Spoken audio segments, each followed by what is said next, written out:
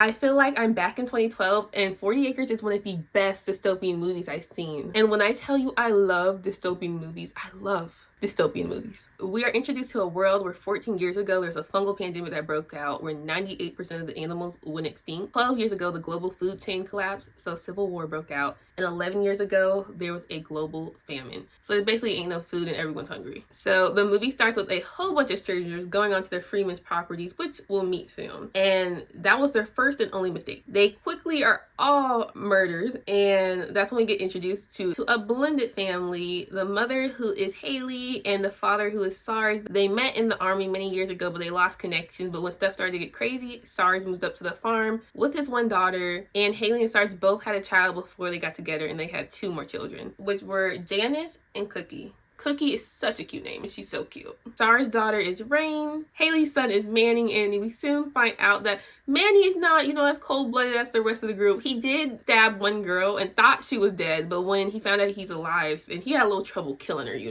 So we get to see a little bit of Manny's humanity. And how the family killed all those intruders so quickly, we find out that they have electric fences, they have barbed wire on the fences, and they have security cameras all around the premises. So they use this radio system to communicate with other outposts and communities in the area, and the Freemans usually never say anything, keep their location silent, except she talks to Augusta, a different outpost, they're close, and Augusta updates the Freemans, Haley, who's on the radio, and tells her that the Flemings outpost has gone quiet, and then when they went to go check, they have been killed and eaten. And now that right there is why I say when apocalypse break out, I said I don't really want to be dealing with all that. But what's the point of fighting this hard for what? To wake up the next day and fight again? No. What I got to do? I'm starving, I gotta eat grass? No. I don't want it. It's the end of the world. I just wrap it up. But Manny goes for a supply run, and while he's coming back, he goes to a lake to go for a little swim. And while he gets out, he sees a girl go into the water, and he is just infatuated. He's watching her. He follows her back to her community, and he is in awe. I'm pretty sure he's never seen a girl his age before, so that makes sense. So while he's following her, he's missing his sister's ceremony. They have I don't think coming of age ceremony. I don't know how old she is, they never say. But he misses it. He comes back late, and his parents get up in his butt. His parents are like, where you been at? And he says, I was out doing the supply run. He's like, I'm not where you been, but what you been doing. And then he's walking away. Then he got something smart to say. He said, y'all don't feel bad for having all this food and not sharing it and stuff like that? Y'all don't feel bad?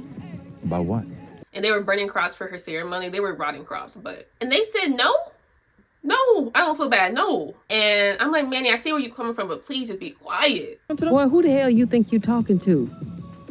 You got a roof over your head, food in your belly while half the world's starving, and you got the nerve to complain about that?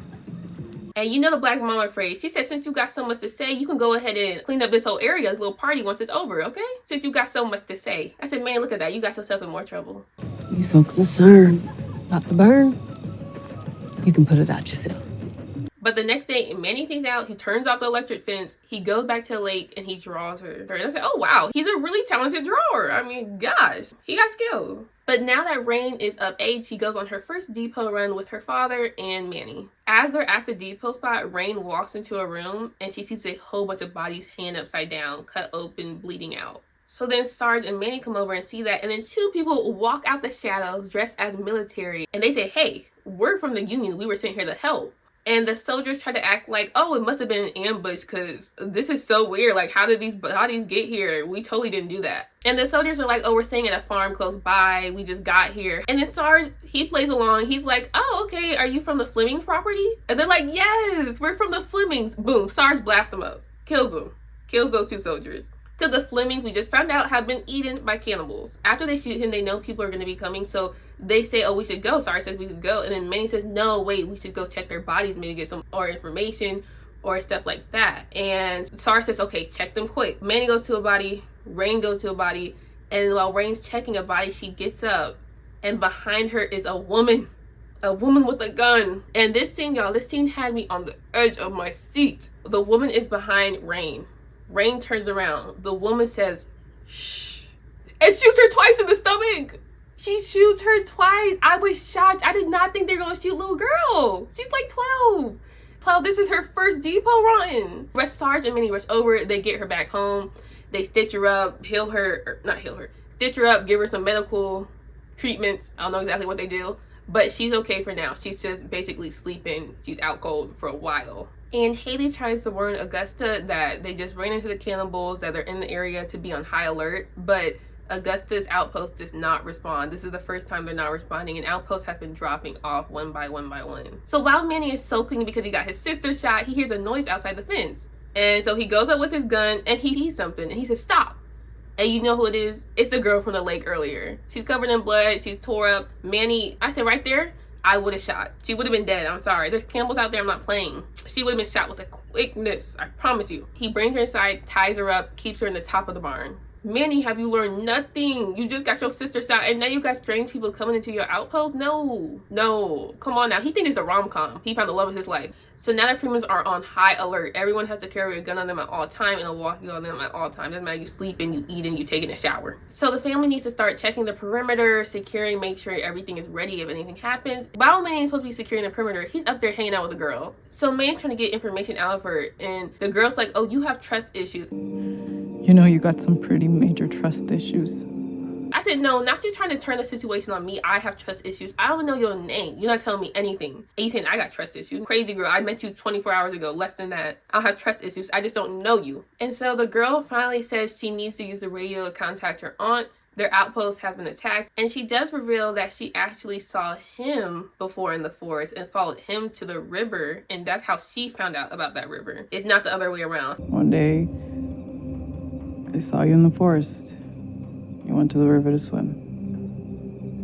I've been going there ever since. So I said, right there, she just told you she's been spying on you. Isn't that a little weird? They start to become closer, and he has this little machine, I don't know what it's called. I know what it is. I've seen it before. I just can't remember what it's called, like a VHS or called. But those old things can listen to music on a little box that you put cartridge into. But he has one of those and he gives it to her, and they're listening and they're dancing and they're getting close and having some fun.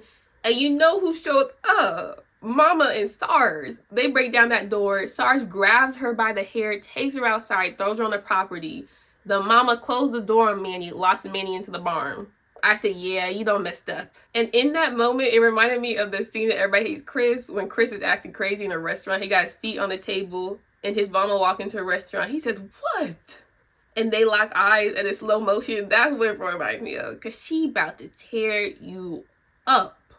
So once they got her on the lawn, the mama put the gun to her and said, "Start speaking." And I was scared during this interview. I've been like, "Yes, ma'am. Whatever you want to know." So she gets out of her that the girl's name is Dawn. She is a volunteer nurse that was sent to her aunt's camp, and her aunt Augusta has sent her here. And the people that attacked said they were Union soldiers too, like the people they just saw in the depot run. So we actually find out Augusta Taylor and Haley go back a long way, and that Augusta knew Haley's father, and they stayed on the farm together with several other people, and that they came back one day from being out on a run, and they find that the farm has been totally destroyed. Everyone was killed, and then they find Manny, who was hiding in the horse stable. He's the one survivor. So Augusta Taylor and Haley are close. Haley believed Dawn and thinks that's her niece because Augusta did say on the radio that her niece is supposed to be coming down to their outpost. So that makes sense. But in the next scene, Manny is sneaking out with Dawn and going to her community. I said, "Are you for real, Manny? Manny, please just stop doing stuff, please. This would be so much simpler if you just stopped doing stuff. Just go sit down somewhere and let your parents take care of it, because every choice he makes is like the wrong choice." So now they're off to go see the cannibals.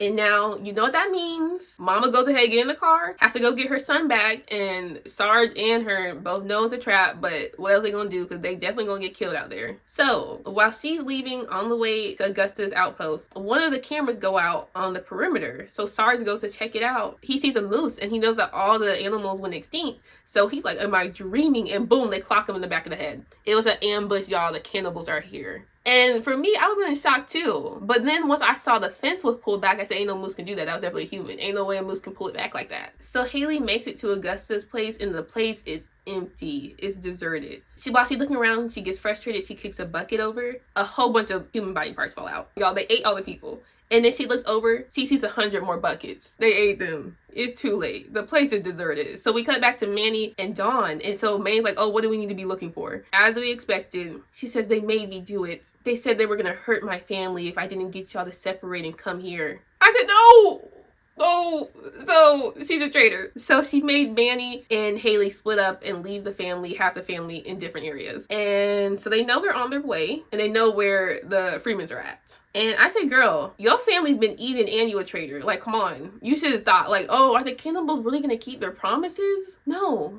So she sets Manny up and she's like, I had to do it. Girl, no, you didn't. And the plan the cannibals usually use is say they hold people's families hostage and split up the communities so that they don't have as many people and then attack. So that's how they've been taking these outposts down one by one by one. So now the mama's just looking around still for her son and stuff, and she's picking up some papers that showed where the Freeman property was and stuff, like a map and different information that she can keep, a photo of Augusta and her father. She takes that, and then she gets attacked from behind, gets strangled, she's knocked out.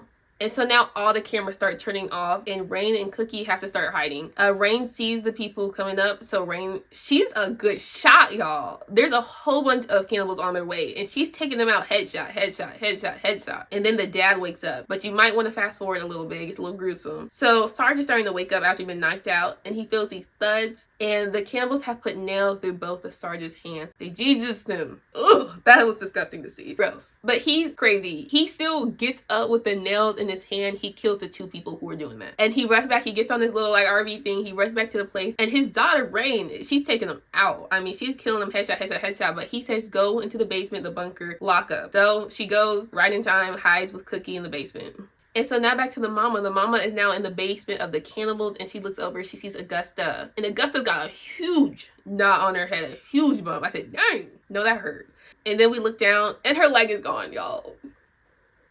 They ate Augusta's leg. I said, nah, this ain't it. And in this dungeon, we'll like to call it, there's a whole bunch of like half dead alive people in there, moaning and groaning. I said, oh my. And then two people are about to come in and Augusta says right before that, hey, we hid some of the children. And when they come in, they kill Augusta. And then the head cannibal comes in and he's talking to her like, ooh, y'all were the hardest to get. The Freemans really don't care because the Freemans never respond to any like the radio calls for help or nothing like that. And then Haley, she says, get to the point, brother. I don't care. And then she spits in his face. I said, ooh, that's crazy. That was cool. That was cool. She spits in his face. She gonna disrespect him like that. But then the head cannibal ruins it. He takes the spit off his face and licks it. I said, okay, you're gross. You're a freak and you're gross. And then he says, oh, it is true. The darker the berry, the sweeter the juice. I said, ew, ew. The juice really is sweeter. Ew. That's disgusting. Never say that again.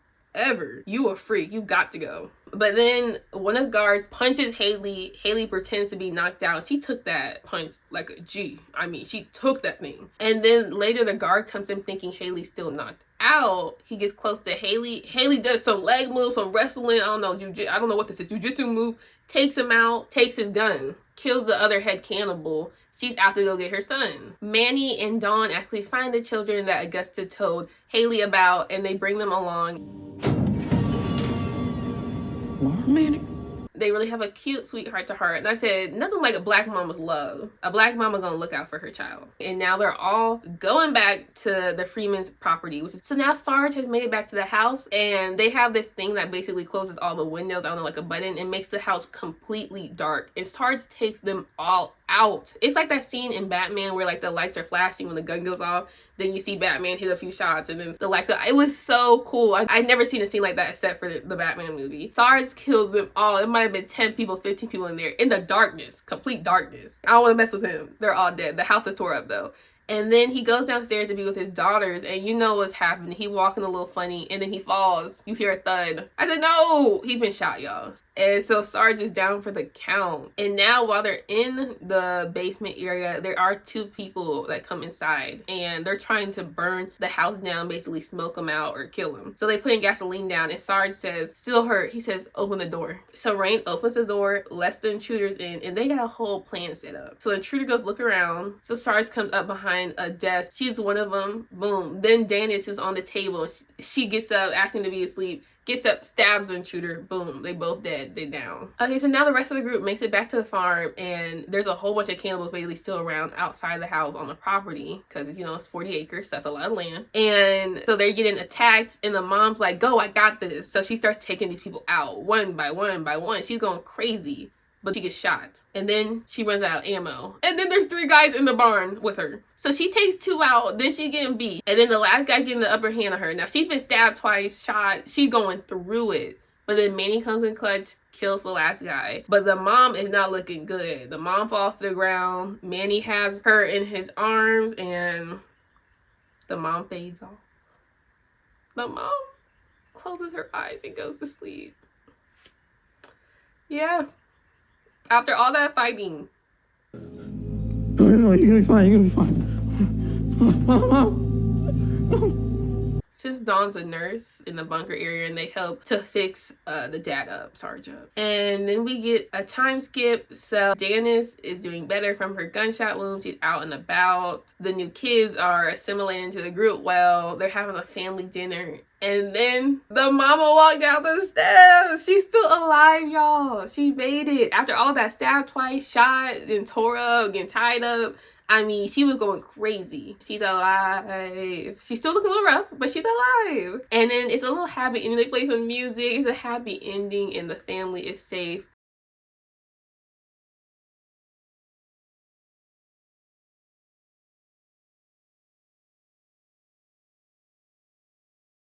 And this movie, y'all, if y'all have not seen this movie, because I'm just telling y'all about it, y'all have to go see this movie. This movie is so good. And I didn't see any promotion for it. My dad found it. We had to see it 10:30 in the morning. The world building was great. Every character was well written. I felt like this was a real family. I felt like this was a real world.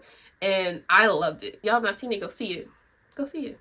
It's so good. These are some talented actors and I need to see them more stuff. This was cinema, y'all. I could go on and on. I really enjoyed this movie. Really love this movie. This is one of my top dystopian movies I've seen. But if you've not seen the movie, make sure you go see it and make sure you leave a comment down below if you have seen it or if you haven't. And if you have, what do you rate it? What do you think of the movie? I really loved it, but thank you so much for watching. I would really appreciate it if you subscribed and liked, and I will see you later. Bye.